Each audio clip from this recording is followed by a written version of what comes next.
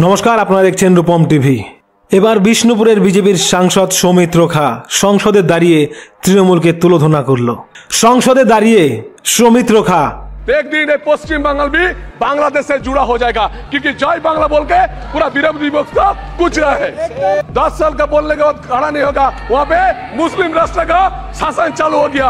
सबसे बड़ी दिक्कत की बात यही है सर। ডাটের মাথায় যা বক্তব্য রাখলেন তা অবাক করে দিয়েছে পশ্চিমবঙ্গবাসীকে।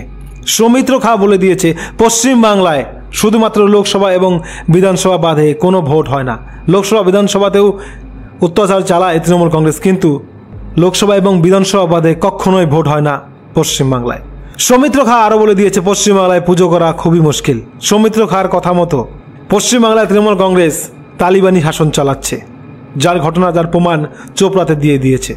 সেখানে মুসলিম রাষ্ট্রতে এরকম শাস্তি হয় বলে যে মুসলিম বিধায়ক এবং নেতারা পেটাচ্ছে মহিলাদের, সেটার কথাও বলেছেন সৌমিত্র খা। সৌমিত্র খা আরও বলেছেন খুব শীঘ্রই পশ্চিমবাংলা বাংলাদেশের সঙ্গে যুক্ত হয়ে যাবে, কারণ জয় বাংলা স্লোগান দিয়ে তৃণমূল কংগ্রেস মমতা বন্দ্যোপাধ্যায় কোথাও না কোথাও পশ্চিমবাংলাকে ভারত থেকে আলাদা করার কাজ করছেন। তো এইভাবে সৌমিত্র খা তৃণমূল কংগ্রেসকে কিন্তু সংসদের ভিতরে একদম দাবিয়ে দিয়েছে।